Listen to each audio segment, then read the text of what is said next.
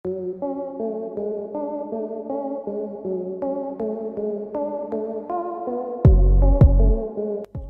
के इस वीडियो में जानिए ब्रूस ली की मौत कैसे हुई। मार्शल आर्ट्स का बादशाह कहे जाने वाला ब्रूस ली के साथ आखिर क्या हुआ कि मात्र 32 साल की उम्र में उन्हें मौत के आगोश में जाना पड़ा। ऐसा मार्शल आर्टिस्ट जिसकी रफ्तार को पकड़ पाना हवा के भी बस की बात नहीं थी, वो आखिर मौत की गिरफ्त में कैसे चला गया। जी हाँ दोस्तों, ब्रूस ली का नाम जितना ही ज्यादा मशहूर है, उनकी मौत से जुड़े रहस्य भी उतने ज्यादा हैरान करने वाले हैं, जिसके बारे में जानने के बाद आपके भी होश उड़ जाएंगे। जैसा कि हम सभी जानते हैं, ब्रूस ली कितने बड़े मार्शल आर्टिस्ट थे। ये इतने ज्यादा तेज थे कि कैमरा भी इन्हें पकड़ नहीं पाता था। इनके ऊपर फिल्माए गए वीडियो को स्लो मोशन में करके देखना पड़ता था। ब्रूस ली हर रोज 5000 से ज्यादा पंच मारकर मार्शल आर्ट्स का अभ्यास करते थे।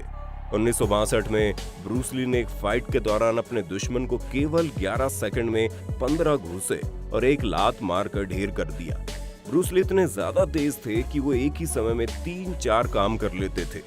वैसे तो ब्रूस ली के दुनिया भर में लाखों करोड़ों फैंस मौजूद है, लेकिन क्या आपको मालूम है, ब्रूस ली भारत के गामा पहलवान के सबसे बड़े फैन थे। कहा जाता है गामा पहलवान अपनी पूरी जिंदगी में कभी नहीं हारे, और इनकी यही खूबी ब्रूस ली को बहुत पसंद थी, क्योंकि ब्रूस ली खुद अपनी जिंदगी में केवल एक बार हारे थे और हमेशा उन्होंने अपनी जीत का डंका बजाया। लेकिन इस महान मार्शल आर्टिस्ट के जीवन की शुरुआत 27 नवंबर 1940 में सैन फ्रांसिस्को के चाइना टाउन में मौजूद एक चाइनीज हॉस्पिटल से हुई। असल में ब्रूस ली के पिता एक चीनी व्यक्ति थे और उनकी मां एक जर्मन और चीनी वंश की महिला थी।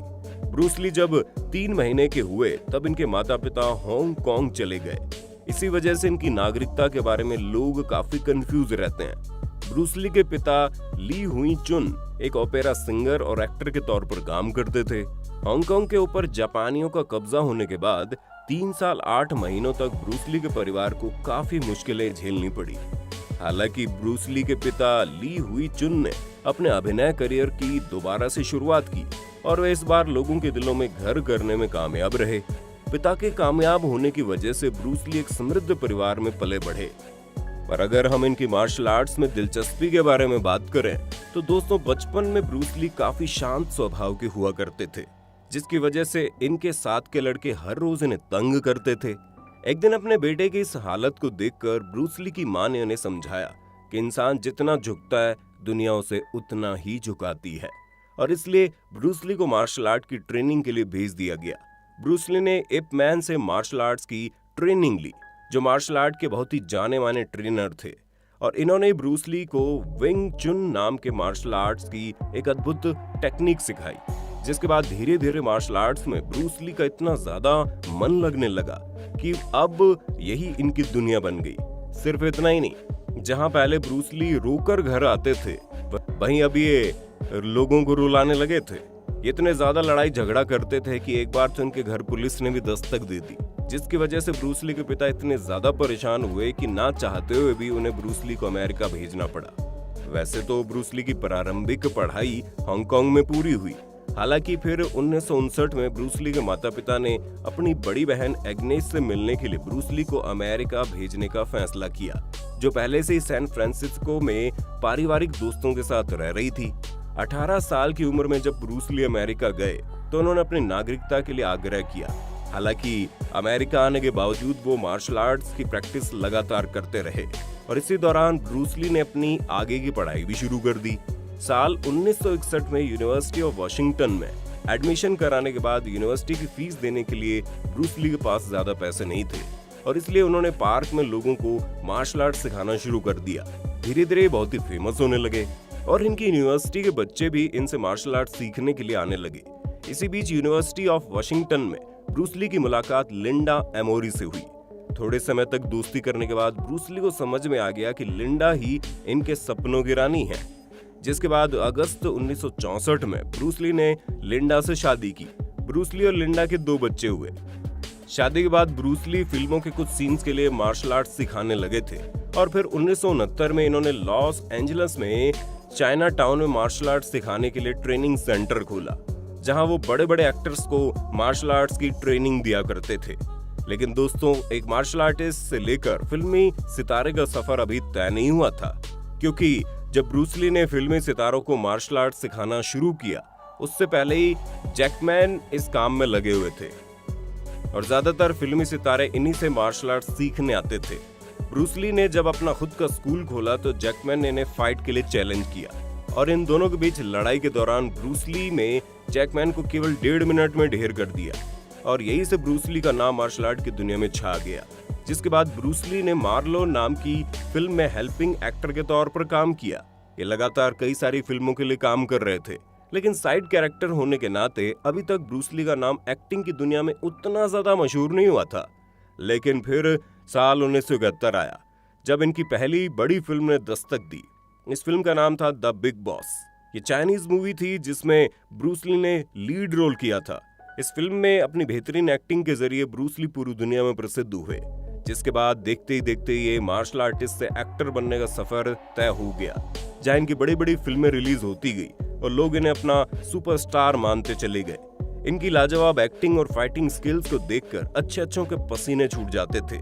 वैसे आपको बता दें, ब्रूस ली केवल एक अच्छे एक्टर और मार्शल आर्टिस्ट ही नहीं थे, बल्कि वो एक शानदार आर्टिस्ट और पोएट भी थे और उन्हें किताबें पढ़ने और लिखने का बड़ा शौक था, जिसके चक्कर में इन्होंने आगे चलकर राइटिंग भी की।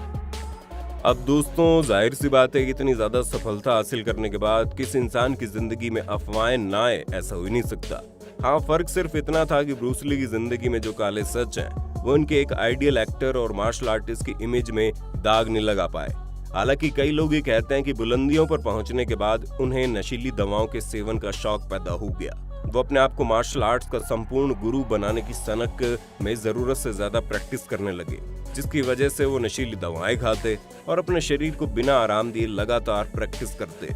ब्रूस ली चाहते थे कि वो मार्शल आर्ट्स में इतने ज्यादा एक्सपर्ट हो जाएं कि आने वाले हजारों सालों तक कोई भी उनकी टक्कर का ना हो पाए, और इनकी इसी सोच ने उन्हें अंदर तक खोखला करना शुरू कर दिया, क्योंकि बिना आराम किए दवाइयों का सेवन करके प्रैक्टिस करने की वजह से इनके दिमाग की नसें कमजोर पड़ गई। इसी वजह से ब्रूस ली को लगातार सिर दर्द की शिकायत तो रहने लगी।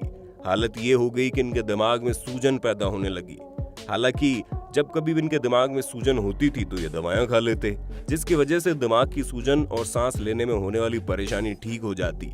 ऐसा कई बार हुआ जब ब्रूस ली शूटिंग के दौरान बेहोश हो जाते थे, लेकिन इन सब के बावजूद इन्होंने अपनी कड़ी प्रैक्टिस करना नहीं छोड़ा और इनका दिमाग लगातार दुनिया का सबसे बेहतर मार्शल आर्टिस्ट बनने के ख्याल में लगा रहता। 20 जुलाई 1973 को हांगकांग में दोपहर 4 बजे ब्रूस ली अपनी अगली फिल्म से जुड़ी मीटिंग कर रहे थे। उसी मीटिंग के दौरान ब्रूस ली को काफी तेज सिर में दर्द उठा, जिसके बाद ब्रूस ली ने अपने दोस्तों से सिर दर्द के लिए दवा मांगी। ब्रूस ली ने जिस दवा का सेवन किया था वो एस्पिरिन और निप्रोबुमाट नाम की 2 दवाइयों का कॉम्बिनेशन था। दवा लेने के बाद ब्रूस ली अपने कमरे में आराम करने के लिए चले गए। हालांकि रात के डिनर के वक्त जब वो नहीं उठे तो उनके दोस्त ब्रूस ली के कमरे में दरवाजा खुलवाने के लिए गए, लेकिन ब्रूस ली का दरवाजा अंदर से बंद था। जिसके बाद काफी देर तक ब्रूस ली को आवाज लगाने के बाद उनके दोस्तों ने दरवाजा तोड़कर कमरे के अंदर दस्तक दी। तब ब्रूस ली बेहोश पड़े थे, जिसे देख ब्रूस ली के दोस्त डर गए और तुरंत डॉक्टर बुलाया गया। ब्रूस ली को देखते ही डॉक्टर ने उन्हें मृत घोषित कर दिया। चट्टानों को तोड़ देने की हिम्मत रखने वाले ब्रूस ली 32 साल की छोटी सी उम्र में हम सभी को अलविदा कहकर चले गए। पोस्टमार्टम रिपोर्ट के दौरान ब्रूस ली की बीमारी में उन्होंने अपने सिरदर्द को कम करने के लिए जो दवा खाई थी वही रिएक्शन कर गई, जिसकी वजह से इनके सिर में मौजूद सूजन बढ़ने लगी और वो मौत के आगोश में पहुंच गए। अचानक से अपने पसंदीदा स्टार ब्रूस ली की मौत की खबर सुनकर दुनिया भर के लोगों के होश उड़ गए। कोई भी इस खबर को सच मानने को तैयार ही नहीं था।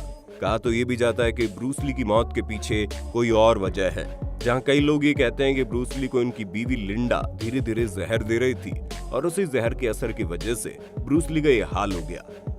जबकि कुछ लोग ये कहते हैं कि ब्रूस ली की इतनी ज्यादा सफलता की वजह से चाइना पागल हो गया था और उन्होंने ही ब्रूस ली को खुफिया तरीके से मारा है। परंतु असली सच क्या है, इससे हर कोई अनजान है। बाकी आपका ब्रूस ली की जिंदगी के बारे में क्या कहना है, कमेंट में बताना ना भूलें। और इसी तरह की वीडियोस को देखते रहने के लिए चैनल को लाइक, शेयर और सब्सक्राइब जरूर करें। धन्यवाद। दोस्तों, आपकी स्क्रीन पे 2 और वीडियोस दिख रही हैं, जिसे देखने के लिए आप इस स्क्रीन पर क्लिक करें। दोनों देखिएगा, बहुत अच्छी वीडियो बनी है।